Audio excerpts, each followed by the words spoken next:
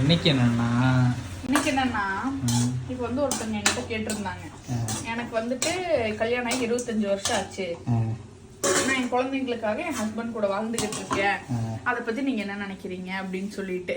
இங்க வந்து ஒரு சக்சஸ்ஃபுல் மேரேஜ் போகுதுன்னு வச்சுக்கோவேன். ஒருத்தங்க வந்து 80 வருடம் கொண்டாடுறாங்க அப்படின்னா அதுல வந்து ஒரு 25% கப்பிள் தான் வந்து புரிஞ்சுக்கிட்டு சந்தோஷமா விட்டு கொடுத்து போய் கணவன் இப்படிதான் மனைவி இப்படிதான் ஓகே நம்ம வாழுவோம் அப்படின்னு லவ்வோட கடந்து போறவங்க கடந்து போறாங்க. மிச்சம் 80 பேர் எப்படி போறாங்க அப்படின்னா, கல்யாணம் பண்ணிட்டோம், குழந்தை பிறந்துருச்சு, வாழ்ந்துதான் ஆகணும், சொசைட்டி நம்மள என்ன பேசும், சொசைட்டி ஒதுக்கி வச்சிரும், நம்ம வந்து இந்த ரிலேஷன்ஷிப் வேணாம்னு சொல்லிட்டோம்னா ஃபினான்ஷியலா என்ன பண்ணுவோம், எங்க போய் நிற்போம் அப்படிங்கிற கமிட்மெண்ட்டுக்காக வந்து சேர்ந்துருக்காங்க.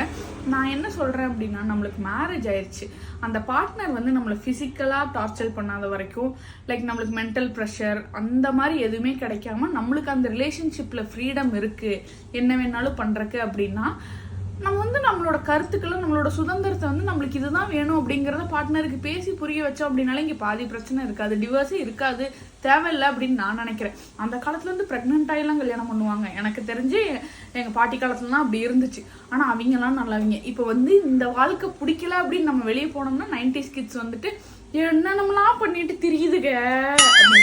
90s கிட்ஸ் தும்முனா கூட குத்தம் போல.